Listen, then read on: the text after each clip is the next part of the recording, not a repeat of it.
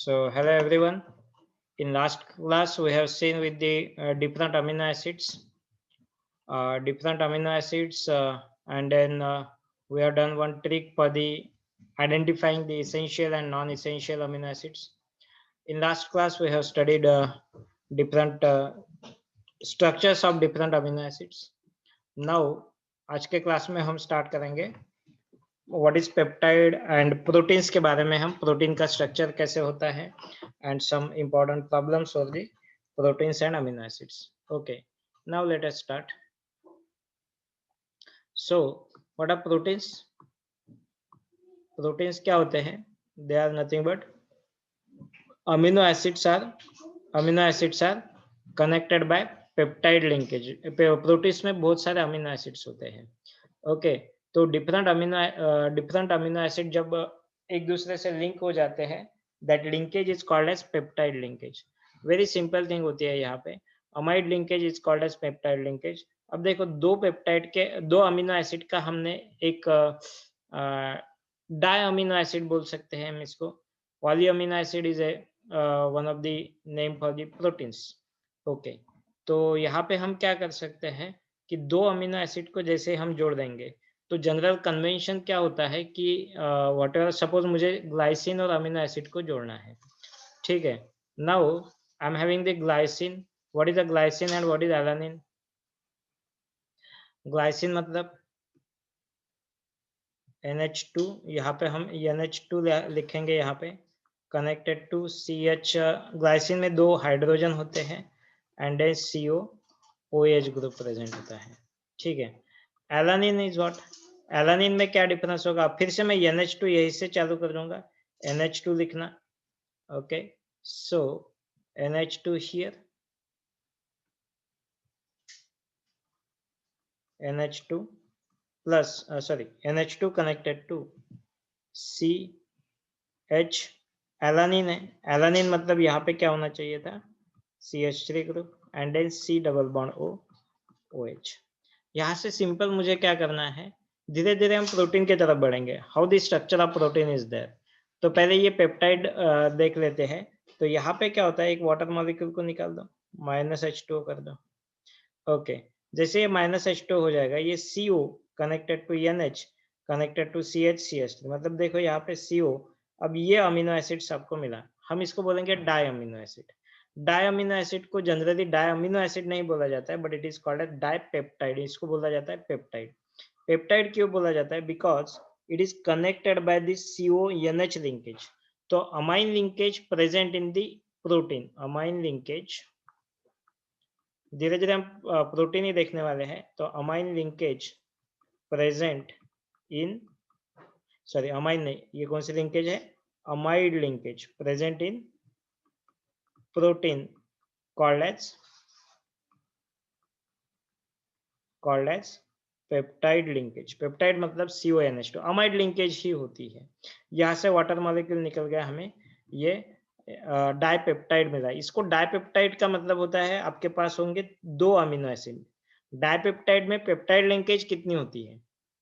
देखो, मैं बहुत जनरल क्वेश्चन पूछता हूँ, डाइपेप्टाइड में पेप्टाइड लिंकेज कितनी होती है? 1. Only one dipeptide, only one peptide linkage. Yes, only one peptide linkage. Then इसको dipeptide क्यों कहा गया? Why it is dipeptide? Because two amino acids are used. Okay, so that's why. तो अगर ये कंपाउंड हमने बना लिया, तो ये ग्लाइसिन और एलेनाइन का बना हुआ है, तो जनरली इसको लिखते टाइम ऐसा लिखेंगे GLY and ALA, GLY and ALA। मतलब इसको GA, इस तरीके से ये बॉन्डिंग है। ओके, तो ये G और ये, सो देखो यहाँ पे G को मैंने लेफ्ट हैंड साइड पे रखा है और एलानिन को राइट हैंड साइड पे रखा है। अब बोलोगे सर इससे कुछ फर्क पड़ने वाला है क्या?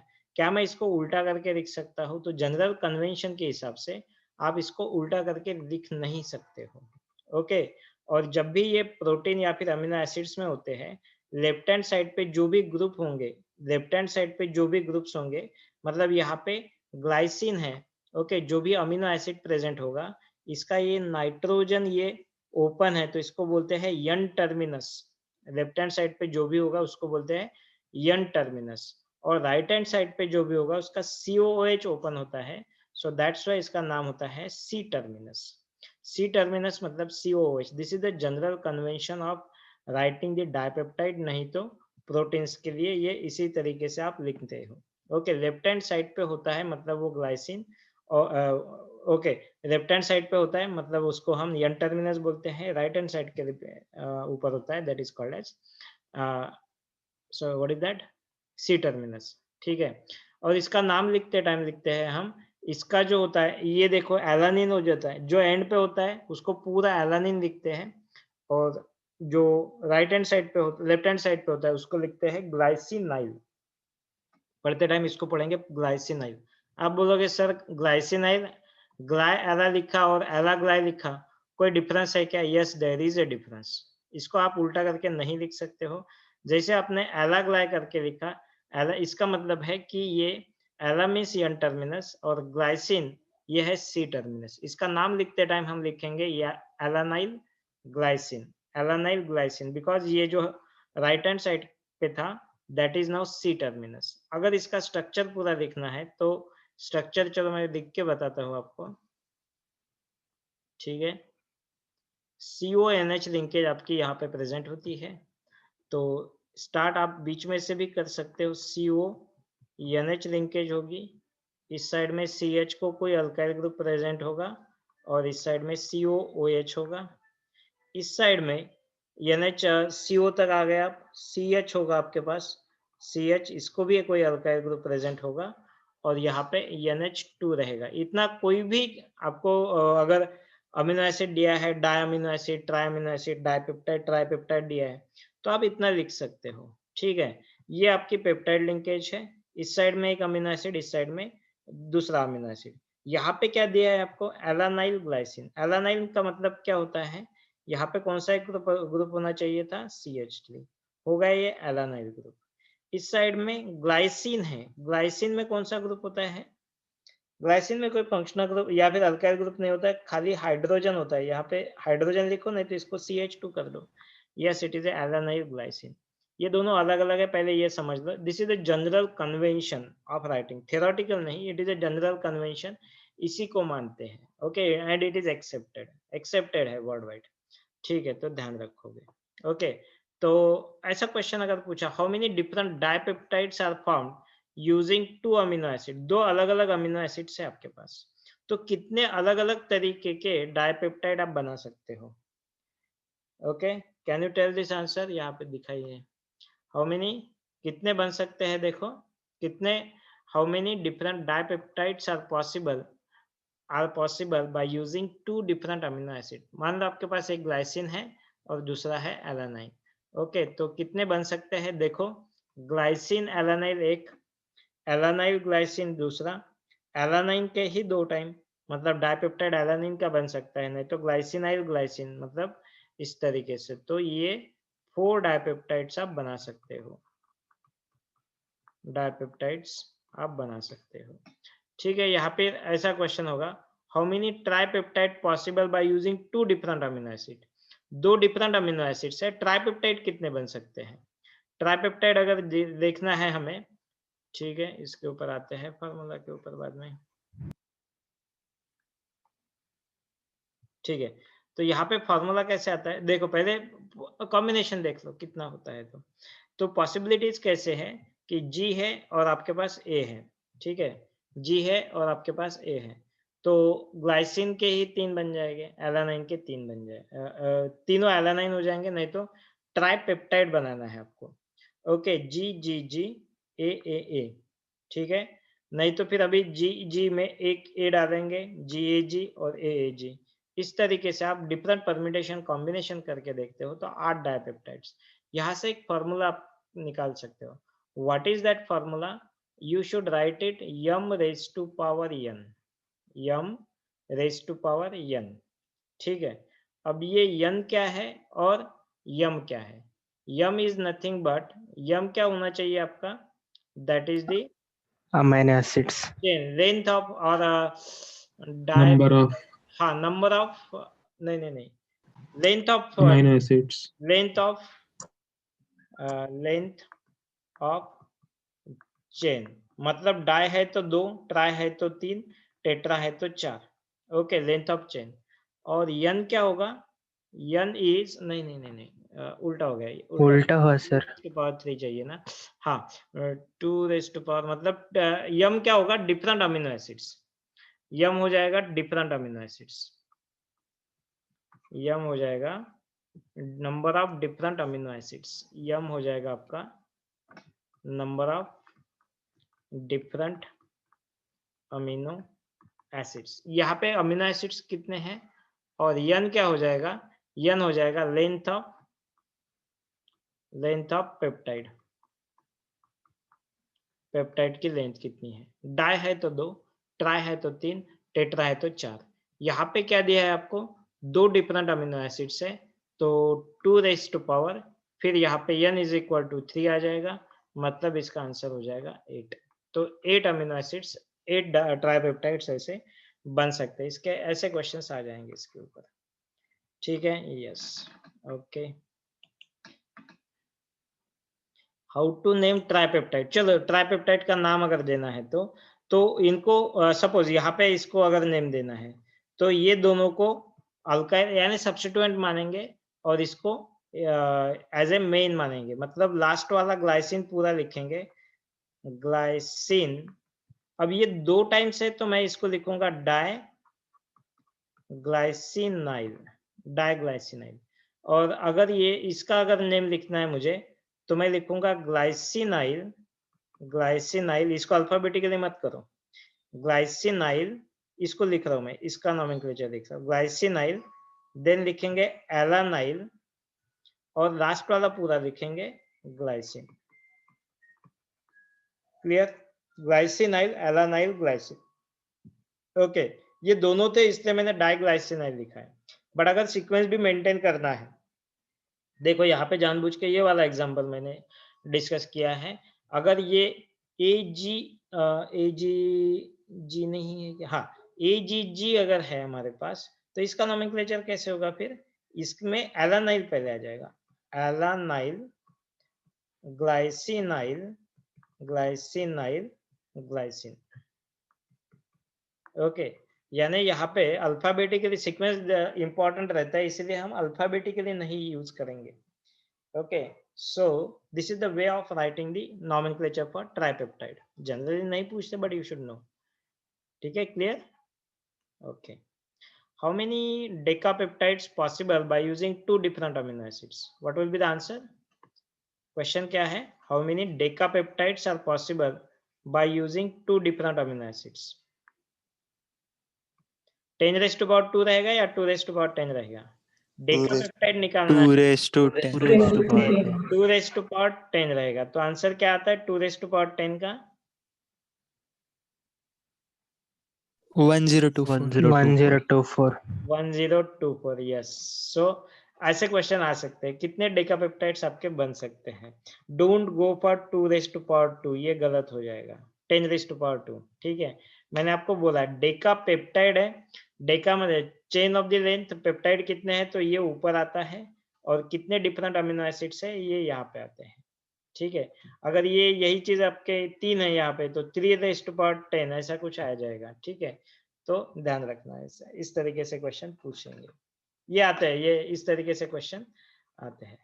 चलो ठीक है, नेक्स्ट आते हैं स्ट्रक्चर ऑफ प्रोटीन की तरफ। स्ट्रक्चर ऑफ प्रोटीन में protein generally it is a polypeptide. Polypeptide मतलब मोर देन 100 अमीनो एसिड्स आपके प्रेजेंट हो सकते हैं।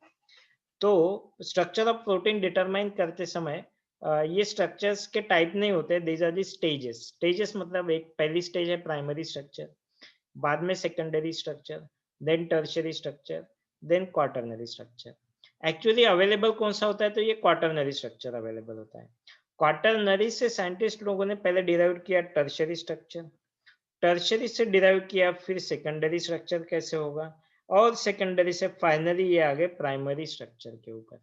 ठीक है, हम ऐसा पढ़ेंगे, पहले देखेंगे प्राइमरी स्ट्रक्चर क्या होता है, बाद में जाएंगे what is secondary structure, secondary structure होने के बाद हम देखेंगे what is tertiary kind of structure, and then will see what is a quaternary type of structure. ठीक है, इस तरीके से भी हम देखने वाले, हम देखेंगे इस तरीके से ऊपर से नीचे आएंगे।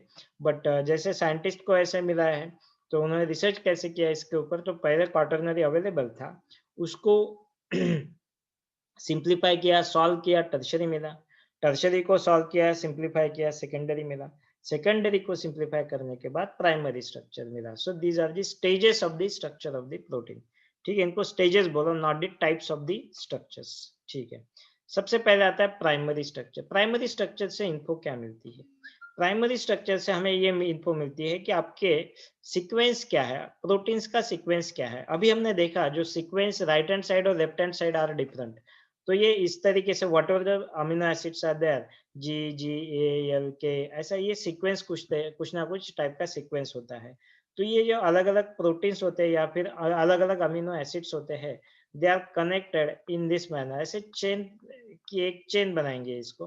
तो this is what a kind of chain is there, so that is the primary structure. So primary structure से हमें पता चलता है sequence of amino acids present. Sequence कैसा है, तो ये इस तरीके से ये प्राइमरी स्ट्रक्चर होता है, different amino acids are connected in this fashion. ठीक है, देखो नेक्स्ट फिर आते हैं सेकेंडरी स्ट्रक्चर के तरफ। तो सेकेंडरी स्ट्रक्चर जो होता है दो तरीके का होता है, one is called as alpha helix and other one is called as beta pleated sheets. दो टाइप के सेकेंडरी स्ट्रक्चर होते हैं। अल्फा हेलिक्स क्या होता है? हेलिकल स्ट्रक्चर, हेलिकल स्ट्रक्चर होता है। Okay, helical structure like this. Okay, इस तरीके से हेलिकल स्ट्रक्चर। ओके, और डिफरेंट ये हेलिक्स के बीच में जो CONH है, इनमें हाइड्रोजन बॉन्डिंग ऐसे यहाँ पे रहती है, उनको ये हाइड्रोजन बॉन्डिंग ऐसे पकड़ के रखता है। This is the secondary structure of the proteins. Okay, ये हुआ आपका अल्फा हेलिक्स, अल्फा हेलिक्स हुआ। Then what is beta pleated sheets? Pleated sheets मतलब क्या है कि अगर आपके पास क्या पता है आपको, आपको ये एक मिनट, डायग्राम है क्या यहाँ पे? हाँ, ये देखो, नहीं तो बेस्ट है आपको ये होता है लुंगी। लुंगी जब पहनते हैं हम, तो इसमें कपड़े की क्या करते हैं, ऐसे मिरे करते हैं उसको। ठीक है, प्लीटेड प्लेट्स ऐसे बनाती है ना टाई अप करते टाइम।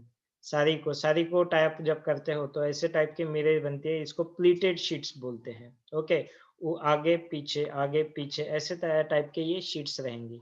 ठीक है, तो इस तरीके से ये जो अपने प्रोटीन्स है ये यहाँ पे प्रेजेंट है। ओके, जो लाइन दिख रही है ना, that is a line of the protein.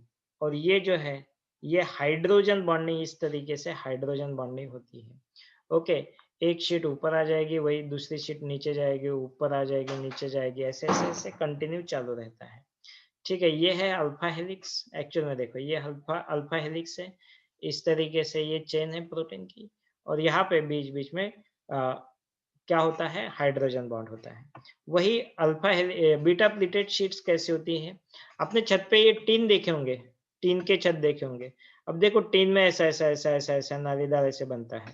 ठीक है, ये बीच में ऐसा डीप रहता है, ये अप रहता है, ये डीप रहेगा, ये अप रहेगा, ये डीप रहेगा। देखो, तो ये अपनी ये जो चेन है, ये दिस इज द प्रोटीन की चेन है। देखो, ये रेड लाइन से जो मैंने बनाई है, that is a protein chain, और बीच बीच में इनके बीच में क्या है, हाइड्रोजन बॉन्डिंग। तो ये दो अलग अलग चेन इस तरीके से कनेक्टेड है, तो that is called as beta pleated sheets. ये प्लीटेड शीट्स होती है। ठीक है, तो इस तरीके से भी ये हो सकता है। सो that is the secondary structure of protein, secondary structure है प्रोटीन का। देन नेक्स्ट आते हैं टर्शरी स्ट्रक्चर के ऊपर। Okay, 3 degree tertiary structure of the protein. अब यही अब ये अल्फा हेलिक्स या फिर बीटा प्लीटेड शीट्स जो होती है वो अवेलेबल होती है प्रोटीन। प्रोटीन आपके दो तरीके के हो सकते हैं, वन इज फाइब्रस, नहीं तो ग्लोबुलर। फाइब्रस मतलब जिनसे ऐसे धागे रेशे निकलते हैं, that is called as fibrous. और ग्लोबुलर मतलब क्या होता है कि जस्ट ये जो शीट्स होती है ये आपस में इस तरीके से वाइंड अप हो जाती है। Okay, so that is a globular protein. ठीक है, तो इनमें से कोई भी एक ले लो, ग्लोबुलर या फिर फाइब्रस, और आपको मिलती है quaternary sheets. Okay, quaternary sheets क्या होती है फिर, एक एक टाइप का प्रोटीन ऐसे आ जाएगा। ओके, ग्लोबुलर, दूसरा प्रोटीन इसी में भी घुस जाएगा। ओके, ये दूसरा प्रोटीन हुआ। तीसरा प्रोटीन और इसी में आ जाएगा, ठीक है, तीसरी चेन, ठीक है। इस तरीके से ये प्रोटीन अवेलेबल, देखो कितना बड़ा चैलेंज है। प्रोटीन नेचुरली ऐसे अवेलेबल होता है, ओके। फिर ये प्रोटीन को आप टर्शरी स्ट्रक्चर देखो, साइंटिस्ट लोगों के सामने ये बहुत बड़ा चैलेंज था कि what is actually a protein. तो फिर उन्होंने क्या-क्या हुआ, उनको ये सेपरेट आउट करना पड़ा, एक-एक चेन को अलग-अलग सेपरेट आउट करना पड़ा, किया उन्होंने, ठीक है। आपको पहले मिला टर्शरी स्ट्रक्चर, टर्शरी स्ट्रक्चर से फिर ये आ गए सेकेंडरी स्ट्रक्चर के ऊपर, और सेकेंडरी स्ट्रक्चर से फाइनली मिले हमें प्राइमरी स्ट्रक्चर, और प्राइमरी स्ट्रक्चर बताता है what is the type of the protein. तो इस तरीके से ये हो सकते हैं, ठीक है। तो ये होता है स्ट्रक्चर ऑफ द प्रोटीन, ठीक है। अब और एक्स्ट्रा बातें करते हैं। Generally amino acids generally exist in A zwitter ionic form. कौन से फॉर्म में होते हैं ये? Zwitter ionic form. ये ज्विटर आयोनिक फॉर्म क्या होता है? सो ज्विटर आयोनिक फॉर्म मतलब ये देखो, कोई भी अमीनो एसिड ले लो, अमीनो एसिड में आपके पास दो फंक्शनल ग्रुप्स प्रेजेंट होते हैं।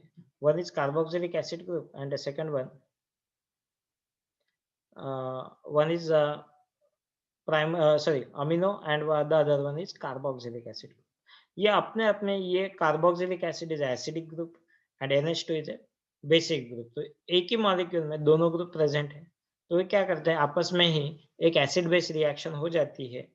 OH carboxylic acid will denote the hydrogen or NH2 will accept the hydrogen. So NH2 will convert into NH3 positive and COOH will convert into COO minus.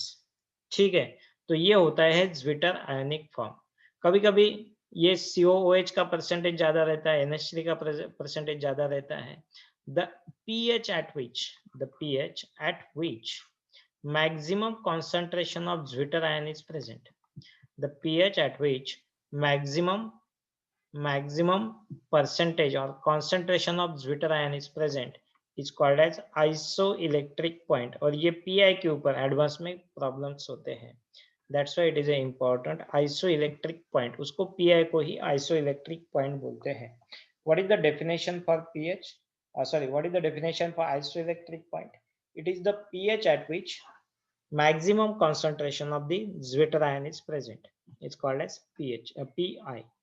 ठीक है, ये देखो आपका ये ज्विटर आयन है यहाँ पे, ओके। अब इस ज्विटर आयन में जैसे जैसे आपने पीएच हाइड्रोजन ऐड किया, ओके, जैसे जैसे हमने हाइड्रोजन ऐड किया, तो हाइड्रोजन ऐड करने के बाद हाइड्रोजन एक्सेप्ट हो जाएगा। हाइड्रोजन एक्सेप्ट करने के लिए यहाँ पे कौन है? COO minus. तो ये COO माइनस COH इस तरीके से प्रेजेंट रहेगा। वाइल अगर आपने OH माइनस ऐड किया, OH माइनस जैसे ऐड करोगे आप, तो यहाँ से हाइड्रोजन निकलना शुरू हो जाएगा। OH minus will abstract the hydrogen, तो ये NH2 में देखा। आपने H प्लस इंक्रीज किया, मतलब कौन से पीएच की तरफ जा रहे हो आप? एसिडिक पीएच और बेसिक पीएच की तरफ। Acidic और pH. एसिडिक पीएच मतलब पीएच आप इंक्रीज कर रहे हो या पीएच डिक्रीज कर रहे हो? यहाँ पे Decrease. पीएच डिक्रीज हो रहा है, Decrease. ओके। तो ये एसिडिक मीडियम हुआ। एसिडिक मीडियम में ये इस फॉर्मेट में एग्जिस्ट करेगा, वाइल बेसिक मीडियम में ये इस फॉर्मेट में एग्जिस्ट करेगा। एक बीच में ऐसा पीएच का कंसंट्रेशन आएगा जहाँ पे एग्जैक्टली ये 7 नहीं होता है, don't worry, don't take that one. यहाँ पे क्या होता है कि द पीएच एट विच इसका कंसंट्रेशन बहुत ज्यादा है, ओके। हाँ, यहाँ पे कोई पीएच कुछ भी रहेगा, कोई भी आइसोइलेक्ट्रिक पॉइंट मॉलिक्यूल के ऊपर डिपेंड करेगा। ये 8 भी हो सकता है, 7, 8, 9, 10 भी हो सकता है, कम भी हो सकता है, 4 भी हो सकता है, ओके। ये 4 अगर ये इसका पीएच खुद का ज्विटर आयन का ही पीएच 4 है, तो जैसे जैसे एसिड का कंसंट्रेशन बढ़ाएंगे मतलब पीएच कम करेंगे तो ये इस फॉर्मेट में रहेगा, वाइल इसको जैसे बढ़ाएंगे तो इस फॉर्मेट में रहेगा। तो that is the pH at which it is having the maximum concentration of this zwitter ion is called as PI। ठीक है, ओके। तो क्वेश्चन देखो यहाँ पे, draw the structure of the alanine at pH 2 and pH 12। Suppose आपका alanine है यहाँ पे। अब एलानिन CH3CO ये इस तरीके से कोई भी act any PI, it will be like this one.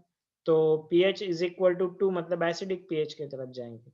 Acidic pH की तरफ जाएंगे मतलब H प्लस का कॉन्सेंट्रेशन बढ़ेगा। H प्लस का कॉन्सेंट्रेशन बढ़ेगा मतलब ये COO minus will convert into COH। NH3 तो ऐसे रहेगा, तो एसिडिक pH में ऐसे रहेगा। pH हम 12 तक जाएंगे मतलब ये pH इंक्रीज करेंगे, बेसिक pH की तरफ जैसे ही जाएंगे तो ये नेगेटिव या फिर अनायन के फॉर्मेट में रहेगा। So that way pH will be there या फिर Pi is there. The pH again H plus ion concentration pH at which there is a maximum concentration of deuterion is called isoelectric point. ठीक है, अब ये isoelectric point बहुत important चीज है। isoelectric point में क्या क्या होता है? At isoelectric point, at isoelectric point concentration of the cation, isoelectric point पे concentration of the cation is equal to concentration of the anion, ये बैलेंस हो जाता है।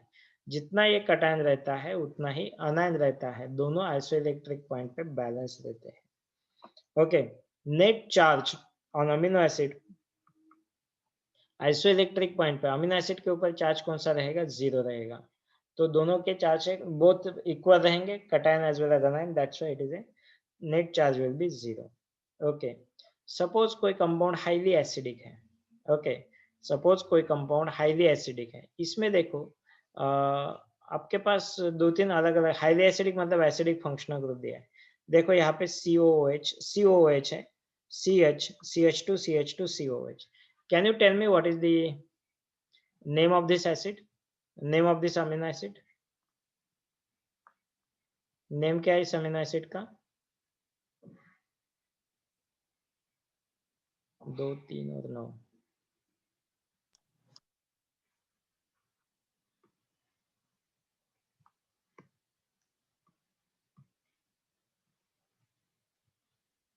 Okay, what is the name?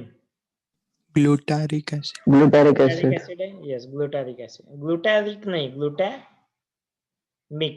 Mic. glutamic। Aspartic acid, दो ही acid है ना आपके पास, glutamic acid और एस्पार्टिक एसिड। एस्पार्टिक एसिड में एक ही CH2 होता है, CH2COH, और यहाँ पे 2 CH2 होंगे। ओके, क्वेश्चन ऐसा है, मेरा पहला क्वेश्चन है, ये pK1 बोला है, इसको pK2 बोला है और इसको pK3, अच्छा ठीक है, इसको pK3 बोला है, इसको pK2 बोला है। आपको बोलना है कि कौन सा कहाँ पे बैठेगा, 2, 3 और 9, किसका pK कौन सा होगा? pK वही pK मतलब pH ही बोल सकते हैं हम। pK1 क्या है? तो हमें यहाँ पे एसिडिक स्ट्रेंथ चाहिए। अब एसिडिक स्ट्रेंथ देखो, यहाँ पे NH3 में से हाइड्रोजन निकालना है, यहाँ पे COH में से निकालना है, COH में से निकालना है। जैसे हाइड्रोजन निकालेंगे ये रेजोनेंस की वजह से स्टेबलाइज होगा, ये रेजोनेंस की वजह से स्टेबलाइज होगा। तो acidic group generally more acidic then your this one NH3, तो ऑब्वियसली आपका pK3 जो रहेगा ये यहाँ पे रहेगा। ठीक है, दूसरा, देन नेक्स्ट वन pK1 और pK2, कौन सा pK किसको करस्पॉन्डिंग रहेगा? 2 किसको रहेगा और 3 किसको रहेगा? 2 pK1 होगा। 2 is pK1 और 3 is pK2। Why it is so? तो वो ज्यादा एसिडिक होगा pK1 वाला, Okay, क्योंकि वो NH3 माइनस माइनस आएगा इफेक्ट यस यस, ये होगा। क्या है, माइनस का इफेक्ट शो करेगा तो इसको और स्टेबलाइज कर देगा। क्वेश्चन आता है कि ऐसे कंपाउंड में Pi कितना होता है? तो Pi के लिए देखो, जो फार्मूला अलग अलग दिए जाएंगे, मैं डायरेक्टली बोलता हूँ आपको, बहुत सिंपल फार्मूला बताता हूँ। आप आइडेंटिफाई करोगे दो कार्बोक्सिलिक एसिड, दो कार्बोक्सिलिक एसिड ग्रुप जैसे आपने आइडेंटिफाई किए, इसका मतलब ये हुआ कि it is A acidic carboxylic acidic amino acid, और एसिडिक अमीनो एसिड का पीके जो होता है it is the average of the two acids. इसका जो पीके होगा और इसका जो पीके होगा, इनका एवरेज कर दो। ओके, मतलब यहाँ पे pK1 और pK2 का एवरेज हो जाएगा। pK1 और pK2 का एवरेज होता है 2 + 3, 2 प्लस क्या है, अच्छा 3, 4 था क्या वहाँ पे, चलो 4 होगा व्हाटएवर, तो एक 4 होगा शायद। ओके, तो ये 4 कर देता हूँ, तो ये 2 + 4 6 हो जाएगा बाय 2, तो ये 3 इसका Pi हो जाएगा। इसको मैंने 4 किया इसलिए ये Pi कितना है यहाँ पे 3 है। क्या ट्रिक बोली है मैंने यहाँ पे? ध्यान देना है। क्या ट्रिक बोली है कि अगर दो एसिडिक पीके है, एसिडिक अमीनो एसिड दिया है आपको, आगे चल के बेसिक आएगा, बेसिक में क्या करना है ये भी बोलूंगा। एसिडिक अमीनो एसिड जैसे बोला है आपको, दो एसिडिक ग्रुप का पीके आप कंसिडर करोगे, उन दोनों का एवरेज निकालोगे, that is the pi of the solution, या फिर अमीनो एसिड का उतना ही पीआई रहेगा। ठीक है, ऐसे क्वेश्चन आते हैं, इंपॉर्टेंट है। आगे जब जाएंगे तो हमारे पास एक आध बेसिक भी हो जाएगा। अच्छा चलो इसका देख लो, इसका पीके ये बोलना है आपको, ये तो सिंपल सा NH3 और COH। अब यहाँ पे पीके बी दिया है आपको, ठीक है, पीके बी इज इक्वल टू 5, तो पीके बी इज इक्वल टू 5 और क्वेश्चन पूछा है, और दूसरे का पीके ये दिया है आपको, तो पीके ये दिया है आपको यहाँ पे 2, तो what is the pi, question ये है कि पीआई क्या है, पीआई आइडेंटिफाई करना है आपको। ठीक है, बोलो क्या निकाल सकते हो, आंसर निकालो 2 मिनट में।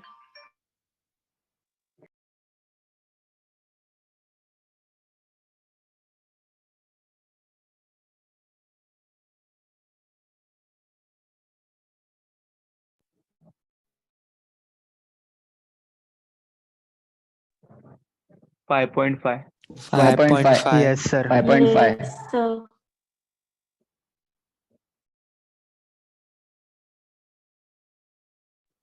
14 minus 5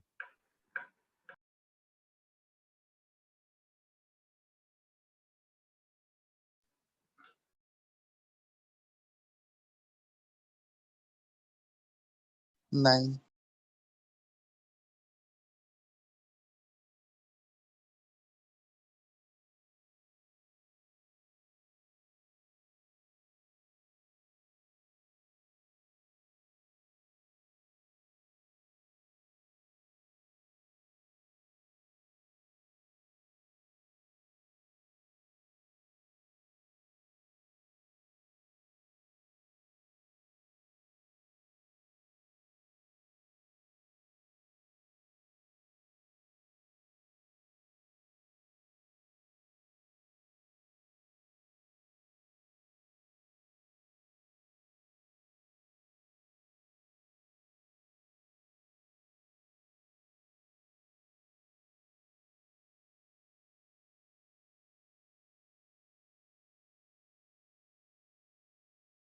sorry sorry sorry, mute हो गया था। ओके, चलो चलो, कहाँ पे थे। सो बेसिक अमीनो एसिड्स, ठीक है, बेसिक अमीनो एसिड के पास जब आएंगे, सो बेसिक अमीनो एसिड ये COH दिया है, इसका 2, इसका दिया है 11 और इसका दिया है 9। मेरा क्वेश्चन है कि इसका पीआई कितना रहेगा, तो यहाँ पे पीआई के लिए दूसरा भी ट्रिक है, जैसे वहां पे 2 COH ग्रुप का निकाला था, यहाँ पे हम निकालेंगे NH3 ग्रुप का, बस इतना ही ध्यान रखो। NH3 पॉजिटिव का जो पीआई रहेगा बस उतना ही पीआई। आपको ऑप्शंस में इन दोनों का एवरेज होगा, इन दोनों का एवरेज होगा, इन तीनों का एवरेज होगा, ऐसा भी हो सकता है 2 + 9 + 11 by 3, 2 + 9 by 3 by 2, 9 + 11 by 2, इस तरीके से एवरेज होंगे, या फिर इनमें से कोई भी एक फिगर दी रहेगी, that is the pi of the, तो ऐसे ऑप्शंस हो जाएंगे। ठीक है, तो what is the answer, answer should be 9 + 11 by 2, 9 + 11 मतलब 20, 20 by 2 मतलब 10, 10 आ जाएगा इसका पीआई। कहाँ से निकाला मैंने, 9 + 11 divided by 2, ओके, 20 by 2, तो ये हो जाएगा आपका answer 10। Clear, basic amino acid है तो एवरेज किसका लेंगे हम, 2 NH3 ग्रुप का आप पीके देखोगे। ठीक है, आइडेंटिफाई कैसे करोगे, तो COH का जो पीके रहता है वो सबसे कम रहता है, कार्बोक्सिलिक का पीके जो रहेगा वो सबसे कम रहेगा, क्योंकि वो एसिडिक रहेगा एज कंपेयर टू NH3 का। ठीक है, अगर ये सीक्वेंस से लगाते हो, सीक्वेंस से मतलब pKa1 is less than pKa2, pKa1 is less than pKa2 is less than pKa3, अगर ये सीक्वेंस से लगाते हो तो एसिडिक के लिए पीकेबी का एवरेज नहीं निकालते हैं, पीकेबी का नहीं लेते, पीके का ही लेते हैं। ओके, तो यहाँ पे देखो पीके what I was telling you, हाँ, अगर ये सीक्वेंस से दिया है आपको pKa1, pKa2 और pKa3, तो इसका एसिडिक स्ट्रेंथ सबसे अगर ये एसिडिक फंक्शनल ग्रुप है, 2 टाइप के होंगे, अगर ये एसिडिक दोनों एसिडिक अमीनो एसिड दिया है आपको, एसिडिक अमीनो एसिड है, तो जनरली ये पहले 2 pK का एवरेज निकालेंगे, pK1 plus pK2 divided by 2 कर देंगे। और अगर ये बेसिक है तो ये पहला वाला एसिड का रहता है और दूसरे वाले 2 NH3 का रहेगा, और इसको हम कर देंगे pK2 plus pK3 divided by 2। Basic के लिए ये फार्मूला, एसिडिक के लिए ये फार्मूला। भूल जाओ ये फार्मूला, मैंने आपको बहुत सिंपल ट्रिक बोली है। क्या करना है, एसिडिक है तो 2 COH ग्रुप का एवरेज निकालो, और बेसिक है तो 2 NH3 ग्रुप का एवरेज निकालो, आपका काम खत्म हो गया, आपका काम क्लियर, समझ में आ गया। चलो आगे बढ़ते हैं। The lowest value of P I is found in, चलो ये अच्छा इसको देखो, हाँ आंसर को बाद में डिस्कस करते हैं। चलो क्वेश्चन ये है, lowest value of P I is found in aspartic acid, lysine, glycine. Lysine क्या है, एस्पार्टिक एसिड क्या है, ग्लाइसिन क्या है। एस्पार्टिक एसिड मतलब क्या है, एसिडिक, ओके। लाइसिन मतलब बेसिक, ग्लाइसिन मतलब न्यूट्रल। पीआई किसका सबसे कम रहेगा, सबसे कम किसका रहेगा, लोएस्ट किसका रहेगा, एस्पार्टिक। एसिडिक का ही रहेगा ना। एसिडिक जो हाँ सर। रहेगा उसमें पीएच देखो इसका क्या रहता है, 2-3 के इसमें रेंज में रहता है। NH3 का जो पीके रहता है वो बहुत ज्यादा रहता है, 9, 10, 8 के ऊपर रहेगा, ठीक है। ये तो बेसिक का रहेगा, ये एसिड और बेसिक का एवरेज रहेगा, ये छोटी छोटी चीजों का एवरेज रहेगा। तो एसिडिक सबसे कम रहेगा एसिडिक का, उसके बाद नंबर आएगा न्यूट्रल, सी, और लास्ट में सबसे maximum will be basic max रहेगा, ओके। और यहाँ पे मिनिमम रहेगा, इस तरीके से भी हम बोल सकते हैं, ठीक है। तो ऑर्डर ऑफ पी है, यही बोला है मैंने, ए सी बी होना चाहिए। एसिडिक का मिनिमम रहेगा, ये इन बिटवीन रहेगा, बेसिक का मैक्सिमम रहेगा, मिनिमम मैक्सिमम इन बिटवीन, ठीक है, ओके। सर ग्लाइसिन न्यूट्रल होता है? यस, ग्लाइसिन क्या है, हाइड्रोजन ही है ना, एक NH2 ग्रुप है, एक COH ग्रुप है, तो एक एसिडिक ग्रुप है, एक बेसिक है, तो न्यूट्रल अमीनो एसिड में जाता है वो, कल बोला था ना मैंने, ओके। चलो important test for protein, protein के लिए इंपॉर्टेंट टेस्ट कौन सी है, नीन हाइड्रेन टेस्ट, पहली टेस्ट होती है ninhydrin test. This is the test to detect the amino acids and protein, okay. इसमें क्या किया जाता है, रिएक्शन ऑफ सॉल्यूशन एंजाइम नीन हाइड्रेन के इसमें डाल दिया जाता है, कुछ कलर नहीं चेंज हुआ तो ये नॉर्मल नेगेटिव टेस्ट है। बट यहाँ पे देखो, ओके, पर्पल कलर मिलेगा आपको, पर्पल कलर जैसे मिलेगा, yes there is amino acid, नहीं तो आपके प्रोटीन यहाँ पे प्रेजेंट होते हैं। और एक टेस्ट होती है टेस्ट फॉर कार्बोहाइड्रेट शुगर के लिए टेस्ट होती है, that is the Molisch test. Molisch test में क्या हो जाता है, 1 to 2 ड्रॉप्स ऑफ नेप्थॉल। अच्छा ठीक है, यहाँ पे प्रोटीन के बारे में डिस्कशन ऑलमोस्ट डन हो चुका है। यहाँ पे और प्रोटीन इज ओवर, कुछ में न्यूक्लिक एसिड का भी पार्ट है, ये भी मैं समझाऊंगा एक PDF के थ्रू, ठीक है। तो test for amino acids, okay, ये है नीन हाइड्रेन टेस्ट। एक और टेस्ट है, मॉलिश टेस्ट भी है, मॉलिश टेस्ट तो इसके लिए है, एक और प्रोटीन के लिए मैं टेस्ट बोलूंगा, ठीक है। कार्बोहाइड्रेट शुगर के लिए जो टेस्ट होती है that is a Molisch test.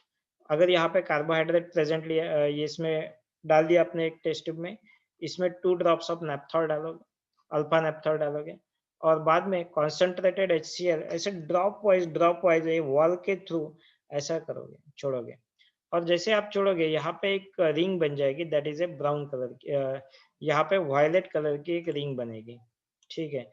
That is called a Molisch test. देखो ये मॉलिश टेस्ट के लिए एक फिगर दी है, यहाँ पे एक जंक्शन के ऊपर पर्पल कलर की रिंग प्रेजेंट होती है। अगर जैसे ये रिंग मिलेगी आपको, that is nothing but Molisch test है, और ये है कार्बोहाइड्रेट और शुगर के लिए, ये देते हैं पॉजिटिव टेस्ट। बाकी normal things will not give this test. Molisch test क्या होता है, मॉलिश टेस्ट में फिर से एक बार देखते हैं। कंपाउंड लोगे आप, 2 ड्रॉप अल्फा नेप्थॉल डाल दोगे, नेप्थॉल पे ये कर दोगे, आपको सॉल्यूशन मिलेगा, और फिर जैसे आप वॉल से ऐसे धीरे धीरे क्या करोगे, H2SO4 एकदम से ऊपर से नहीं डालना है, ऐसे वॉल में से ऐसे धीरे धीरे ड्रॉप वाइज ऐसे डालोगे तो जैसे ही ऑब्जर्व करोगे there is a purple colour की एक रिंग बन जाएगी इस तरीके से। ये एक्चुअल डायग्राम से इस तरीके से रिंग बन जाएगी। That is what nothing but the Molisch test. ठीक है, और 2-3 पॉइंट मुझे इंपॉर्टेंट डिस्कस करने हैं। निनहाइड्रिन टेस्ट तो निनहाइड्रिन कंपाउंड यहाँ पे बोलता हूँ मैं, पीडीएफ में भी एक निनहाइड्रिन टेस्ट हम डिस्कस करेंगे। कुछ और 2-3 पॉइंट्स है ये भी डिस्कस करूंगा। ये वाला अभी थोड़ी देर के लिए मैं स्टॉप शेयर कर देता हूँ, ये भी भेज दूंगा मैं आपको पीडीएफ। और दूसरा एक जस्ट मिनट आपको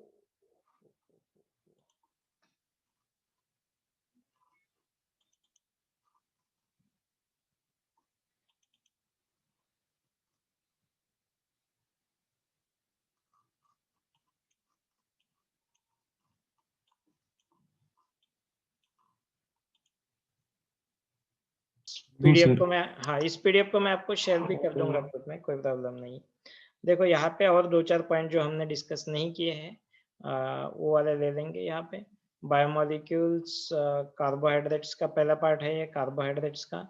नेक्स्ट कार्बोहाइड्रेट के ये सारे पॉइंट्स हमने ले लिए हैं। आप खाली देख सकते हो, कोई प्रॉब्लम नहीं है यहाँ पे। ये टेस्ट ये दे दूंगा, ये सारा डिस्कस हुआ है हमारा क्लास में, डिस्कस हो चुका है। पायरानोज फिब्रानोज क्या बोलते हैं, ये सारी डाइसैकेराइड्स क्या है, म्यूटा रोटेशन क्या है, सारी चीज़ें और इन डिटेल में है यहाँ पे सब कुछ आपको। आप ये नोट्स पढ़ सकते हो। कुछ इंपॉर्टेंट पॉइंट्स बोलना है इसलिए मैं ये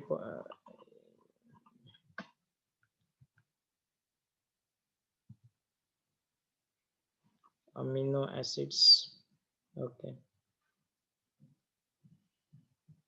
हाँ यहाँ पे सिंथेसिस ऑफ अमीनो एसिड्स में 2-3 मेथड्स है। By amination of the alpha halo acid, alpha halo acids का आपने अगर अमीनेशन किया, मतलब यहाँ पे अल्फा अमीनो एसिड है, इसकी रिएक्शन कर दिया अमाइन के साथ, तो आपको यहाँ पे Cl की जगह NH2 ग्रुप आ जाएगा और इसको हाइड्रोलिसिस करने के बाद आपको अमीनो एसिड मिल जाएगा। So this is the way of preparation of the Gabriel synthesis से भी कर सकते हैं। गैब्राइल थैलेमाइड सिंथेसिस हमने देखी थी, यहाँ पे RCl अगर यूज किया तो यहाँ पे अल्काइल ग्रुप आ जाएगा। इंस्टेड ऑफ नॉर्मल RCl यहाँ पे लिया है Cl connected to CH, COO OET के साथ लिया है, ईस्टर के साथ अल्फा हेलो ईस्टर दिया है इसने। अल्फा हेलो ईस्टर के साथ अगर ट्रीट किया तो आपको ये वाला कंपाउंड मिल जाएगा। अल्फा पोजीशन पे नाइट्रोजन आ जाएगा, Cl के जगह पे आप कोई भी गुड लिविंग ग्रुप ले सकते हैं, यहाँ पे आ जाएगा। और जैसे आप इसको हीट कर दोगे, ये ऐसे क्वेश्चन भी पूछा जा सकता है कि इसमें से कुछ हाइड करके what will be the reagent, what will be the step in the reaction, और यहाँ पे हमें थैलिक एसिड मिल जाएगा और इसका हाइड्रोलिसिस हो जाएगा। ठीक है, इस कंपाउंड का हाइड्रोलिसिस होने के बाद यहाँ पे OH हाइड्रोजन, OH हाइड्रोजन, इस तरीके से आपको यहाँ पे अमीनो एसिड मिल जाएगा। तो that is the Gabriel phthalimide synthesis, Gabriel phthalimide synthesis ही बोल सकते हैं हम इसको। यहाँ पे स्ट्रिकर सिंथेसिस भी एक है, फॉर्माल्डिहाइड रहेगा। Formaldehyde is treated with HCl। तो पहले फॉर्माल्डिहाइड क्या करेगा, ये हाइड्रोजन ले लेगा यहाँ से एंड खुद एक और जो CN ग्रुप है यहाँ पे अटैच्ड हो जाएगा। इसके ऊपर फॉर्माल्डिहाइड के ऊपर बहुत सिंपल वे में क्या कर देंगे हम, HCN का एडिशन कर देंगे, H यहाँ पे CN यहाँ पे, इस तरीके से OH और CN, तो इसको हम बोलते हैं साइनोहाइड्रिन। हाइड्रोजन के ऊपर हम हाइड्रोलिसिस अगर नहीं हाइड्रोलिसिस नहीं किया, पहले NH3 के साथ रिएक्शन किया, OH is replaced by NH2। ठीक है, बाद में CN का हाइड्रोलिसिस कर दो, आपको ग्लाइसिन मिल जाएगा। That is the streaks synthesis. ठीक है, कुछ अलग अलग सिंथेसिस आपको दी है, you can go through this paper, कोई प्रॉब्लम नहीं है, आ जाएगा। ठीक है, ज्यूटेराइन को हमने डिस्कस कर दिया है, ऑल द प्रॉब्लम्स और दिस आइसोइलेक्ट्रिक पॉइंट हमने डिस्कस किए हैं। ये कुछ इंपॉर्टेंट चीजें हैं इनका। आइसोइलेक्ट्रिक पॉइंट जनरली कितना होता है, तो जो न्यूट्रल होते हैं, देखो न्यूट्रल अमीनो एसिड्स जो होते हैं इनका आइसोइलेक्ट्रिक पॉइंट जो होता है 5 to 6.3 के रेंज में होता है, 5.7 6.1 like that. No need to check this figures, no problem, आपको मगअप करना नहीं है, ये फिगर्स इंपॉर्टेंट नहीं है। सीक्वेंस आप बोल सकते हो। एस्पार्टिक एसिड और ग्लूटामिक एसिड देखो एसिडिक है तो उनका जो पीआई होता है बहुत ही कम होता है, जो अभी हमने डिस्कस किया। और बेसिक का जो होता है, बेसिक का पीआई जो होता है वो बहुत ज्यादा होता है। ओके, तो that is the pH at which you are having maximum concentration of the zwitterion. Neutral होता है, ज्विटराइन मतलब न्यूट्रल होता है। Amino acids have minimum aqueous solubility in the ये एक और पॉइंट है आइसोइलेक्ट्रिक के बारे में। What is that? At isoelectric point amino acid की जो सोलबिलिटी होती है वो मिनिमम सोलबिलिटी होती है एक्वस मीडियम में। Okay, so that is the another important point, मतलब यहाँ पे प्रेसिपिटेट हो सकता है, minimum solubility at isoelectric point होता है। ठीक है, चलो आगे चलते हैं। टेस्ट के बारे में एक दो टेस्ट है यहाँ पे। ओके, ये बहुत ज़्यादा इम्पोर्टेंट नहीं है, आप इसमें से देख सकते हैं पेप्टाइड और प्रोटीन होते हैं। ओके, स्ट्रक्चर ऑफ प्रोटीन हमने देख लिए हैं, प्राइमरी सेकेंडरी टर्शियरी क्वाटरनरी देख लिए हैं। Examples simple protein,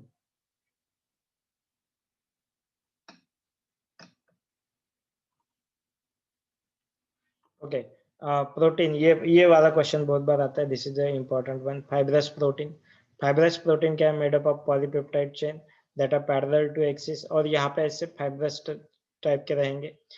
they can be stretched and contracted like a thread, they are usually insoluble in the water.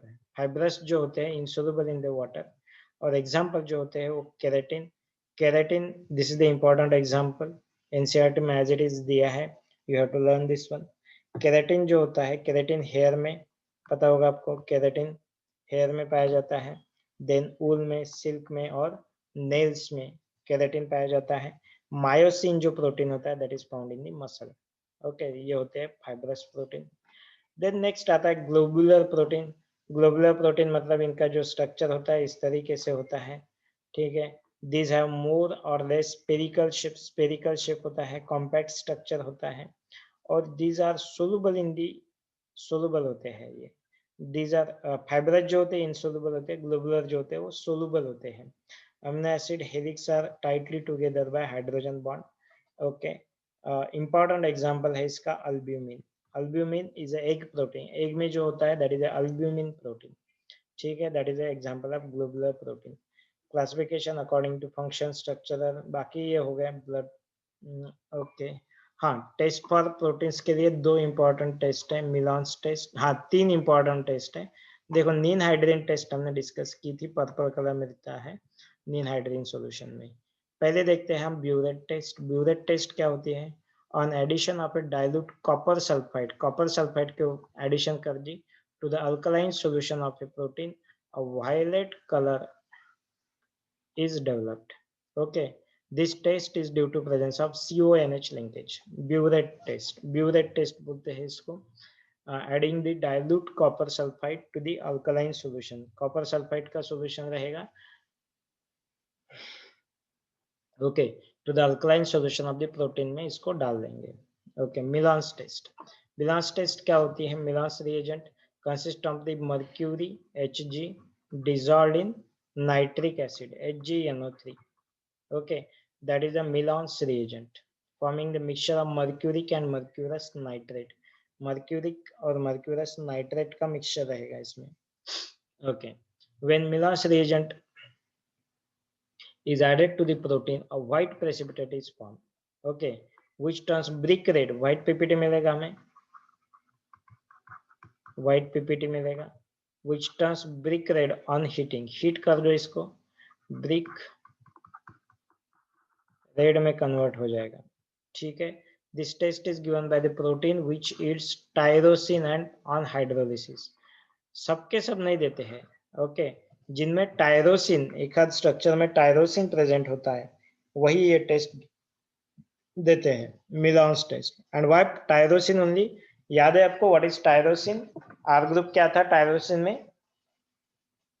Tyrosine TYR, one letter code is Y, कहाँ पे आता है?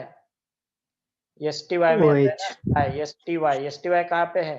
सेरीन टायरोसिन, 309 है शायद ये, और ये है tyrosine. Y stands for tyrosine, मतलब एक OH ग्रुप वाले फिनोलिक ग्रुप प्रेजेंट होता है, पता है ना। यहाँ पे बेंजीन रिंग को ये OH ग्रुप, देखो इस तरीके से आपको याद भी रह सकते हैं कौन से टायरोसिन, हमने टायरोसिन कहाँ पे आता है। ओके, सो टायरोसिन वाले ही मिलान टेस्ट देते हैं, बाकी सब नहीं देते हैं, इंपॉर्टेंट थिंग। ठीक है, नेक्स्ट आते हैं नील हाइड्रोजन टेस्ट के ऊपर। नील हाइड्रोजन टेस्ट में क्या होता है, this test is given by the all protein, सब प्रोटीन्स ये नील हाइड्रोजन टेस्ट देती है, that's why it is a important test. When protein is boiled with a dilute solution of ninhydrin, एक compound होता है, हमें इसके structure में नहीं जाना है, नील हाइड्रोजन के वायलेट कलर हमें मिल जाता है। ओके, यहाँ पे दिया होगा structure, yes this is the structure of the ninhydrin. Ninhydrin का ये स्ट्रक्चर होता है। ओके, चलो नील हाइड्रोजन के बारे में एक क्वेश्चन आ सकता है। नील हाइड्रोजन के बारे में क्वेश्चन कैसे आता है कि जनरली अगर कोई कार्बोनिल कंपाउंड है, कार्बोनिल कंपाउंड के ऊपर जैसे आप वाटर के एडिशन कर देते हो, यहाँ पे ब्रेक कर दो, यहाँ पे H लिखो, यहाँ पे OH लिखो, तो आपको मिलेगा यहाँ पे OH ग्रुप और OH group. This is the hydrated form of aldehyde और कीटोन। क्या बोलेंगे हम इसको, हाइड्रेटेड फॉर्म ऑफ अल्डिहाइड और कीटोन। अब ये हाइड्रेटेड फॉर्म जनरली अवेलेबल रहता है क्या, फिर से क्या हो जाएगा, एक कार्बन के पास दो OH जैसे आते हैं, अपने आप क्या हो जाता है, हमने लास्ट टाइम भी देखा था, ये बात बहुत बार वाटर मॉलिक्यूल निकल जाता है, कार्बोनिल मिलता है। बट नील हाइड्रोजन में ऐसा नहीं होता है। नील हाइड्रोजन का आइसो हाइड्रेटेड फॉर्म जो होता है वो ज्यादा स्टेबल होता है। ओके, ये यही है इसका हाइड्रेटेड फॉर्म। देखो यहाँ पे हाइड्रेटेड फॉर्म दिख रहा है आपको, जैसे ही मैं यहाँ पे सपोज यहाँ पे डबल बॉन्ड लगा दिया, ये नील हाइड्रोजन है। ओके, इसके ऊपर अगर मैंने वाटर डाल दिया तो नील हाइड्रोजन जो एग्जिस्ट करता है इस फॉर्मेट में एग्जिस्ट करता है, हाइड्रेटेड फॉर्म में, not in this carbonyl form. Can you tell me the reason why this compound is exist in a hydrated form? इसका हाइड्रेट ज्यादा स्टेबल क्यों है? Hydrogen bonding, Yes, that hydrogen bond, yes, यहाँ पे दिख रहा है, मैं यहाँ पे हाइड्रोजन को इस तरीके से अगर देखता हूँ तो there is a hydrogen bonding on this side. Similarly यहाँ पे अगर देखता हूँ तो hydrogen bonding will be on this side also. तो उसके वजह से क्या हो जाएगा, ये नील हाइड्रोजन जो होता है ये हाइड्रेटेड फॉर्म में होता है। ऐसा एक और कंपाउंड है दैट इज ए क्लोरल। याद है आपको क्लोरल कहाँ पे आया था नाम,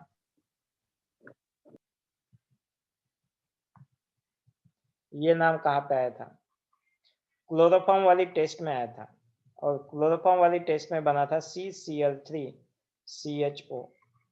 ओके, ये होता है chloral. This is also exist in A hydrated form. इसके ऊपर अगर आप वाटर डालते हो तो हाइड्रेटेड फॉर्म मिलेगा। इसका भी हाइड्रेटेड फॉर्म जो होता है वो स्टेबल होता है। Can you tell me the reason? यही पे सेम रीजन है। हाइड्रेटेड फॉर्म मतलब क्या होगा, ये CCl3 को मैं इस तरीके से लिख सकता हूँ, और यहाँ पे C एक OH ग्रुप रहेगा, और यहाँ पे भी OH ग्रुप रहेगा, और दो H आ गए ना इसके पास, और एक हाइड्रोजन रहेगा। नॉर्मली अगर एसिटाल्डिहाइड आपने देखा, एसिटाल्डिहाइड, तो इसका H2O के बाद फिर से ये हाइड्रेटेड फॉर्म में जाएगा, फिर से रिवर्स हो जाएगा। बट यहाँ पे ऐसा नहीं है, यहाँ पे ये स्टेबल रहेगा। What is the reason? Same reason होगा यहाँ पे, बोलो। Hydrogen bond. Yes, there is a hydrogen bonding, तो यस। ओके, तो नील हाइड्रोजन क्या करता है, चलो get back to our amino acids. Ninhydrin क्या करता है अमीनो एसिड्स के साथ, इनके साथ ये इस टाइप का वायलेट कॉम्प्लेक्स बना लेता है। स्ट्रक्चरल डिटेल में नहीं जाओगे तो भी कोई प्रॉब्लम नहीं है, यू गॉट दिस क्वेश्चन। तो ये COH, यहाँ पे क्या गड़बड़ हो गई, CO, यहाँ पे एक C चाहिए था और ये N ऐसा चाहिए था। ओके, ये करेक्ट है, ठीक है। यहाँ पे बीच में C है और बाद में ऐसे ये स्ट्रक्चर डबल इस साइड में है, तो that is the violet coloration formation, ठीक है। That is the ninhydrin uses of the protein. ये थ्योरेटिकल चीजें जो है ये PDF में भेजूंगा, आप ये पढ़ सकते हो। Constituent part of the food, meat, eggs. Okay, यहाँ से हमें प्रोटीन मिलते हैं। Casein is a milk protein used in the manufacture of the artificial wool and silk. अलग अलग यूजेस है, I am not going to detail, अब ज्यादा नहीं पढ़ाऊंगा मैं। आइसोइलेक्ट्रिक पॉइंट लिख लिया हमने, कर दिया इसके ऊपर प्रॉब्लम सॉल्व, ठीक है। हाँ, न्यूक्लिक एसिड आपको पढ़ना है, nucleic acid. Yes sir. Okay, nucleic acid Yes, sir. ये अलग है। यहाँ पे प्रोटीन हो गए हमें, हमारे न्यूक्लिक एसिड्स क्या होते हैं? न्यूक्लिक एसिड भी एनसीईआरटी में इंपॉर्टेंट पॉइंट दिया है आपको। ओके, तो न्यूक्लिक एसिड्स क्या होते हैं? These are the biologically important polymers, ये भी पॉलीमर होते हैं, are present in the living cells, also called as polynucleotide because of the repeating structure जो होता है इनका न्यूक्लियोटाइड होता है। व्हाट इज दैट न्यूक्लियोटाइड, कैसे होता है? तो ये न्यूक्लिक एसिड के बारे में भी हम अभी पढ़ने वाले हैं। ओके, तो nucleic acids, there are two types of nucleic acid, one is called as DNA, the other one is called as RNA. DNA का मतलब होता है deoxyribonucleic acid, deoxyribonucleic acid, और एक होता है राइबो न्यूक्लिक एसिड। यहाँ पे एक शुगर पार्ट होता है, that is a ribose. Ribose का नाम सुना है कहीं पे, याद है आपको? राइबोज हमने डिस्कस किया था, अल्डोटेट्रोज, अल्डोपेंटोज, कहाँ पे किया था हमने?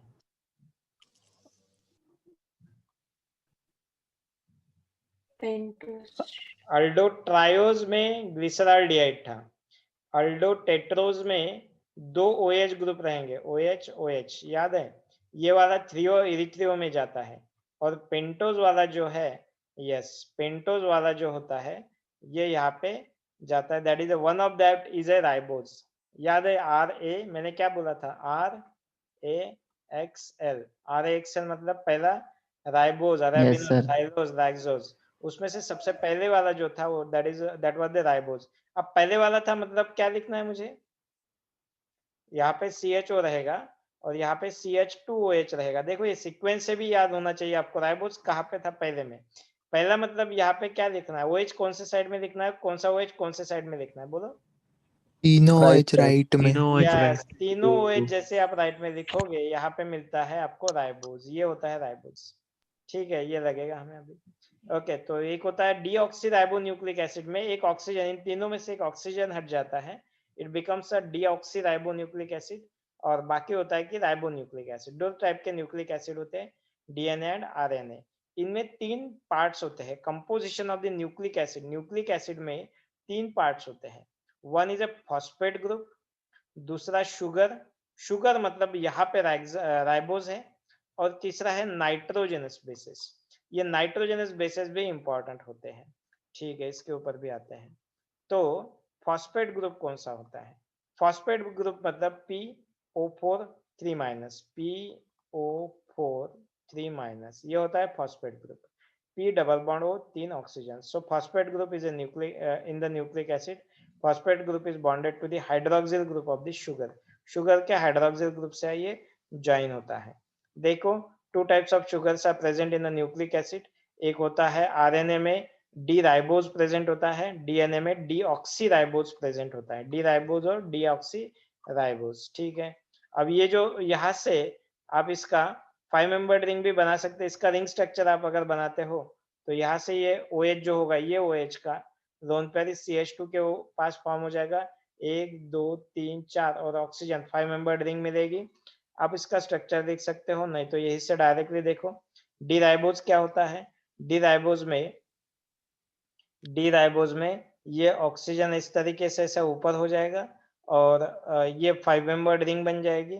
हम यहाँ से स्ट्रक्चर अगर स्टार्ट करते हैं, CH2OH, OH नीचे है, देखो सब OH एक साइड में होते हैं, किसमें?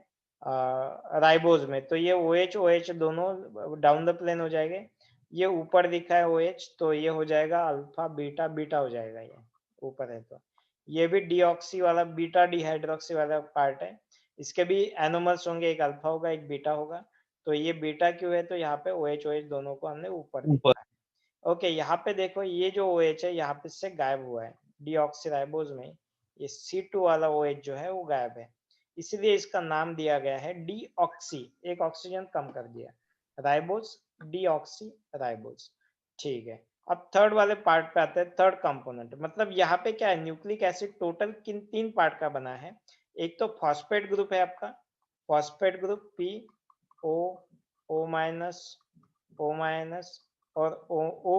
अब ये वाला O जो होगा ये शुगर से कनेक्टेड रहेगा, शुगर से कनेक्ट रहेगा, और लास्ट में आ जाएगा आपका नाइट्रोजन बेसिस। ओके, ऐसे ये 3 पार्ट्स होते हैं, फॉस्फेट, शुगर और नाइट्रोजन बेसिस। ये वाला हमने डिस्कस किया, शुगर वाला डिस्कस किया। लास्ट वाले पार्ट पे आते हैं, nitrogenous bases. Okay, nitrogenous bases हम देखते हैं। There are two types of nitrogenous bases, one is purine and other one is pyrimidine. मैं यहाँ पे बहुत आपको एक अच्छा सा सलाह दे रहा हूँ कि don't go into the structure. Simple सी बात है, don't go into the structures. इतना ध्यान में रखो नाम। प्यूरिन, प्यूरिन दो टाइप के बेसिस होते हैं, purine and pyrimidine. Purine bases मतलब ये ऐसे इस तरीके से रिंग होती है, एक 6 मेंबर्ड रिंग और एक 5 मेंबर्ड रिंग, इनको बोलते हैं प्यूरिन। प्यूरिन के दो टाइप्स है, one is adenine and guanine. Adenine and guanine, AG बोलते हैं इसको, एजी, एडेनाइन एंड ग्वानिन, ये है प्यूरिन बेसिस। और पिरिमिडिन के तीन होते हैं, CTU, CTU, cytosine, thiamine, uracil, cytosine, thiamine, uracil, नाम ध्यान में रखने पड़ेंगे। और टाइप भी मतलब यहाँ पे होते हैं नाइट्रोजनस बेसिस। इनके दो टाइप्स है, दो टाइप है, एक तो प्यूरिन बेसिस और पिरिमिडिन बेसिस। प्यूरिन और क्या है, पिरिमिडिन बेसिस। प्यूरिन बेसिस एजी, एजी मतलब एडेनाइन ग्वानिन, और पिरिमिडिन मतलब तीन टाइप के होते हैं, CTU, cytosine, thiamine, uracil, cytosine, thiamine, uracil. फिर पिरिमिडिन का जो बेसिक स्ट्रक्चर क्या होता है, pyrimidine is the 6 membered ring containing 2 nitrogen, ये होता है पिरिमिडिन। पिरिमिडिन से ये आपको तीन थायामिन बन सकता है, यूरेसिल बन सकता है, साइटोसिन बन सकता है। यहाँ से प्यूरिन से एडेनाइन और ग्वानिन बन सकता है। मैंने स्ट्रक्चर दे के रखे हैं, आपको करना है करो, नहीं करना है छोड़ दो, कोई प्रॉब्लम नहीं, कोई फर्क नहीं पड़ेगा, ठीक है। चलो ये इग्नोर कर सकते हैं, बट ये ध्यान में रखो कि क्या क्या होते हैं। तो ये वाला जो पार्ट है, नाम वाला पार्ट, ये ध्यान में रखना पड़ेगा आपको। ये इसके ऊपर क्वेश्चन आते हैं, purine, which of the following is purine base. तो एक यहाँ पे एडेनाइन दिया रहेगा, ये तीनों दिए रहेंगे। Which of the following is pyrimidine base, इनमें से एक दो दिए रहेंगे, एक दो ये दिए रहेंगे, what ever is that. Okay, ठीक है। Shargap's rule states that in an organism, according to Shargap's rule, the amount of, हाँ ये देखो important क्या है, ये एक रूल होता है हम न्यूक्लिक एसिड के लिए, ये रूल बनाया जाता है, ठीक है। ये न्यूक्लिक एसिड के अकॉर्डिंग टू Shargap's rule, यहाँ पे कॉन्सेंट्रेट करो, according to this rule, total amount of purine is equal to total amount of pyrimidine. मतलब जितने प्यूरिन बेसिस है आपके पास, उतने ही पिरिमिडिन बेसिस रहेंगे। मतलब एक ही न्यूक्लिक एसिड में आप इतने, यहाँ पे एक ये लेंगे तो दो ये लेंगे, सीटी लेंगे, तो ये ऐसा नहीं चलेगा। जितने ये है उतने ही ये रहेंगे। जनरली ये दो है तो ये दो ही रहेंगे। तो this is what purine and pyrimidine bases will be balanced always. That is called as Chargaff's rule. Chargaff's rule होता है ये, ठीक है। गिव दी प्रोडक्ट, ओके चलो आगे चलते हैं। दो इंपॉर्टेंट पॉइंट्स होते हैं, what are nucleosides and nucleotides. Nucleosides contain only two basic components of nucleic acid, जिनमें दो ही पार्ट्स होते हैं, दो ही कंपोनेंट्स होते हैं। न्यूक्लियोसाइड, साइड में दो ही कंपोनेंट्स होते हैं, one is pentose sugar, aldo pentose मतलब राइबोज वाला पार्ट, और बेस वाला पार्ट नाइट्रोजनस बेसिस। मतलब क्या गायब है यहाँ से, न्यूक्लियोसाइड में कौन सा पार्ट नहीं होता है, पहला part. What is that first part, phosphate, phosphate is not there, okay। So during the formation of one position of pyrimidine, 9 position of the purine, moieties like चलो ये इसके ऊपर बात नहीं करते, ठीक है। न्यूक्लियोटाइड्स क्या होते हैं, सो न्यूक्लियोसाइड के एग्जांपल में देखो, ये यहाँ पे राइबोज है और यहाँ पे बेस है, तो इस तरीके से ये ग्लाइकोसाइडिक लिंकेज बन जाती है, okay. Ribonucleoside acid, nucleoside and deoxyribonucleoside. Nucleotide में मतलब तीनों होते हैं, फॉस्फेट भी होता है। यहाँ पे देखो ये इस तरीके से ज्वाइन होगा, ये आपकी शुगर का पॉइंट है, ठीक है। ये CH2H फॉस्फेट के साथ बना रहेगा, और यहाँ पे नाइट्रोजन बेसिस, यहाँ पे अलग अलग बेसिस हम डाल सकते हैं। सो दैट इज व्हाट न्यूक्लियोटाइड होता है। What is the important feature in the DNA and RNA, difference क्या है, शुगर प्रेजेंट इन DNA कौन सी होती है, डीऑक्सीराइबोज, और यहाँ पे क्या होती है, ओनली डी राइबोज। यहाँ पे पिरिमिडिन जो बेसिस होते हैं ये इंपॉर्टेंट है, इसके ऊपर क्वेश्चन आता है। डीएनए में कौन से पिरिमिडिन बेसिस होते हैं? C T, cytosine and thymine. Cytosine and thymine is present, और यहाँ पे साइटोसिन भी होता है और यूरेसिल भी होता है। Cu is present in the RNA. RNA में पिरिमिडिन जो बेसिस होते हैं वो Cu होते हैं, while डीएनए में Ct होते हैं। इट इज जनरल ऑब्जर्वेशन, ये इंपॉर्टेंट बेसिक फीचर है इसका। It is a double standard alpha helix structure. Double standard alpha helix structure मतलब क्या होता है? ये अल्फा हेलिक्स स्ट्रक्चर मतलब ये इस तरीके से, ये alpha helix double stranded. Double strand मतलब ये होता है कि ये डबल कर दो इसको, ये जो है आपका इस तरीके से ये ऐसे ये रहेगा। ओके, ये होता है इसका डीएनए का structure. While RNA occurs in RNA में जो होता है वो सिंगल स्ट्रैंड होता है। आरएनए का जो स्ट्रैंड होता है ये ऐसा सिंगल होता है, इसमें ज्यादा नहीं रहते, डबल नहीं रहते हैं। डबल डीएनए में रहते हैं, double DNA, double stranded. DNA में डबल स्ट्रैंड होता है। Okay, DNA occurs in the nucleus of the cell. DNA कहाँ पे रहता है? न्यूक्लियस में रहता है। while RNA occurs at the cytoplasm of the cell. बाय वालों को ये चीजें पता होंगी, where is the nucleus of the cell और cytoplasm of the cell. Okay, DNA control the transmission of the hereditary material, while RNA control the synthesis of the protein. Protein का synthesis ये आरएनए से ये decide होता है। while DNA वाला जो हम टेस्ट करते हैं, डीएनए की टेस्ट की है या नहीं की है, मतलब ये क्राइम्स में जो होता है, that is the transmission of the, यही काम है डीएनए का। हेरिडिटी में ये इंपॉर्टेंट पार्टिसिपेशन रहता है इसका। So that's why controls the transmission of the hereditary material. Okay, एक जनरेशन से दूसरे जनरेशन में जो सिमिलैरिटीज आती है, that is just because of the DNA. ये कंट्रोल करता है transmission of the hereditary material. Okay, चलो स्ट्रक्चर ऑफ डीएनए। डीएनए का स्ट्रक्चर नाम के बिना नहीं होगा, that name are the Watson and Crick. इन दो साइंटिस्ट ने, इनको मिला था Nobel prize for the formation इसका जो स्ट्रक्चर इन्होंने डिफाइन किया या सॉल्व किया, इस सॉल्वेशन ऑफ दिस ये स्ट्रक्चर के लिए इनको नोबेल प्राइज दिया गया था। डीएनए के स्ट्रक्चर इन्होंने फाइंड आउट किया था। ओके, डीएनए का स्ट्रक्चर इन्होंने पहली बार बोला था कि इसको डबल स्ट्रैंडेड हेलिक्स होता है। Okay, so primary structure and it's double helix. ठीक है, तो ये किस तरीके से होता है चलो देखते हैं। तो ये देखो, ये है आपका चार्ट किया, अरे क्यों नहीं दिख रहा, एक मिनट।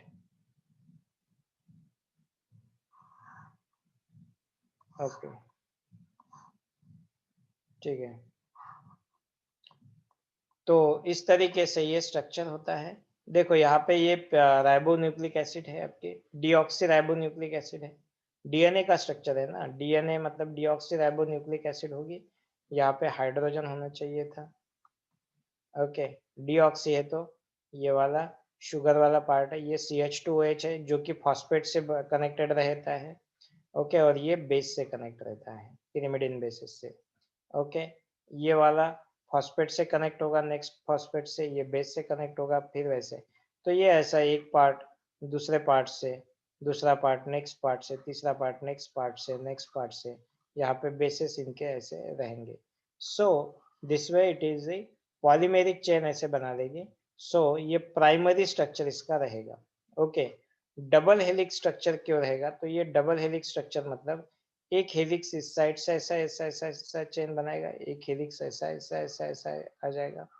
ओके, वही दूसरा हेलिक्स दूसरे डायरेक्शन से इस साइड से आ जाएगा। इसको बोलते हैं double stranded, double stranded, double standard नहीं, डबल स्ट्रैंडेड हेलिक्स रहता है। डबल स्ट्रैंड, टू स्ट्रैंड्स रहते हैं इसमें। एक स्ट्रैंड देखो, ये टर्शियरी वाला ऐसा दिख रहा है या ऐसा जा रहा है, ठीक है, और फिर दूसरा वाला जो स्ट्रैंड है ये 5 डिग्री वाला, तो ये इस तरीके से ये ऐसे आपको जाएगा।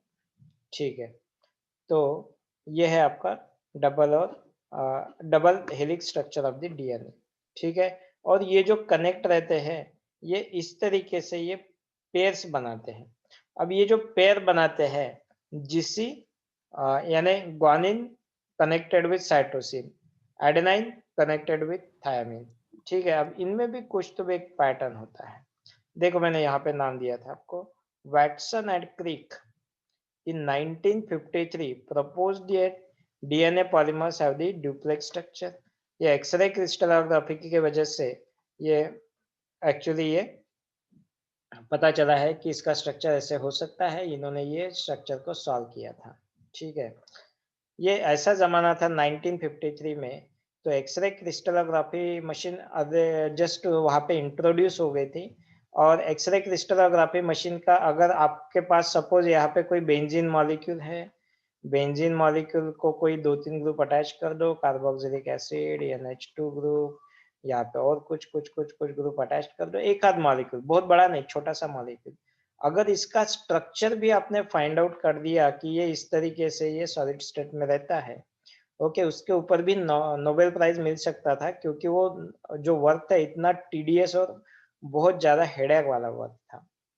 अब इतने छोटे मॉलिक्यूल को अगर आपको नोबेल प्राइज मिलता है, आप सोचो मैं क्यों बोल रहा हूँ ये चीज, अगर इतने छोटे काम के लिए आपको नोबेल प्राइज मिलता है, तो अब इसके कंपैरिजन में ये वाला काम देखो। ये हमें आँख से इतने इजीली दिख रहा है, बट जब मॉलिक्यूल आपके हाथ में आएंगे और उसको बोलेंगे कि इसमें कौन से एटम्स कहाँ कहाँ पे प्रेजेंट है, अगर ये पूछना है ये पी यहीं पे बैठा है, ये ऑक्सीजन इसके बाजू में है, 2 ऑक्सीजन है या 3 ऑक्सीजन है, यहाँ पे हाइड्रोजन है या नहीं है, यहाँ पे OH है, देखो OH ऊपर नीचे हो गया तो भी मॉलिक्यूल चेंज हो जाता है। ये OH कहाँ पे है, हाइड्रोजन है या यहाँ पे नहीं है, ये सारी चीजें वो बारीक डिटेलिंग ये करने में कितना टाइम रहा होगा या फिर कितना एफर्ट्स लगे हुए होंगे। दैट्स वाई ये जो नोबेल ये वर्क था, ये वर्क था नोबेल प्राइज के लिए, ठीक है। चलो आगे चलते हैं, व्हाट इज दैट। तो ये होता है। हाँ, यहाँ पे एक और रूल आता है, शार्गैप्स ने और एक और रूल बोला है यहाँ पे, thymine and adenine can be joined. यहाँ पे थायनिन और एडेनाइन का जो बॉन्ड होता है वो 2 बॉन्ड से 2 हाइड्रोजन बॉन्ड ही बना सकता है। मतलब थायमिन और adenine will be connected just by 2 bonds, while the cytosine and guanine जो होती है, साइटोसिन एंड ग्वानिन इनमें 3 हाइड्रोजन बॉन्ड्स होते हैं। ग्वानिन यहाँ पे 2 हाइड्रोजन बॉन्ड्स और यहाँ पे 3 हाइड्रोजन बॉन्ड है, मतलब ये डबल बॉन्ड ट्रिपल बॉन्ड नहीं है, अपना नॉर्मल हाइड्रोजन बॉन्ड है ये। ओके, हाइड्रोजन बॉन्ड, ये भी हाइड्रोजन बॉन्ड है, ठीक है। यहाँ पे डिटेलिंग दिया है, ये स्ट्रक्चर का डिटेल आप मत करो, कोई जरूरत नहीं है। तो इस तरीके से ये होता है, ये ध्यान में रखो। जो बारीक बारीक जो बातें बताई मैंने बाजू में, ये थायमिन और एडेनाइन का जो पेयर होता है, साइटोसिन और ग्वानिन का पेयर होता है, तो इनको ATGC पेयर भी बोलते हैं। एक AT होता है और दूसरा GC होता है। GC में 3 हाइड्रोजन बॉन्ड होते हैं, AT में 2 हाइड्रोजन बॉन्ड होते हैं। Adenine, thymine, GC, guanine, cytosine, okay, ठीक है। तो ये इस तरीके से ये बेस पेयर्स होती है। चलो ठीक है। बायोलॉजिकल फंक्शंस क्या होते हैं न्यूक्लिक एसिड्स के? तो न्यूक्लिक एसिड के इंपॉर्टेंट फंक्शन होते हैं कि रिप्लिकेशन और प्रोटीन सिंथेसिस। प्रोटीन सिंथेसिस में 2 टाइप के होंगे, transcription and translation, okay. Replication कैसे होता है, process of single DNA molecule को रिप्लिकेट कैसे करते हैं खुद को, इसकी भी एक इम्पॉर्टेंट और इंटरेस्टिंग प्रोसेस होती है। प्रोटीन सिंथेसिस के ये काम में आती है। बट ये इतना ज़्यादा डिटेलिंग आपको नहीं चाहिए, जितना चाहिए इतना ही मैं बोल के रखता हूँ आपको। ये ट्रांसक्रिप्शन क्या है, ट्रांसलेशन क्या है, आप एक बार आराम से पढ़ो, चाहिए तो पढ़ो, इसके ऊपर बहुत ज़्यादा वर्क नहीं, या फिर हमें इतने ज़्यादा क्वेश्चंस नहीं आएंगे। जहाँ जहाँ भी क्वेश्चंस आएंगे ये मैंने पढ़ा दिया है आपको। मैंने जितना ही पढ़ाया है उतना भी आप करोगे तो बहुत अच्छे तरीके से ये सॉल्व कर पाओगे आप, ठीक है। बाद में ये पॉलीमर पॉलीमर पूरा डिस्कस हो गया है हमारा चैप्टर, यहाँ पे कोई एक्स्ट्रा लेने की कोई जरूरत नहीं है। ये वाली PDF मैं आपको ग्रुप में डाल दूंगा, कोई प्रॉब्लम नहीं है। इसके अलावा अगर आपको कोई डाउट होते हैं तो you can ask me any time, और अगर कुछ चाहिए तो आप मुझे बोल सकते हैं।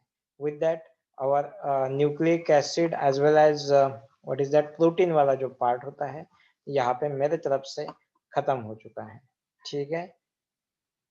Thank you very much.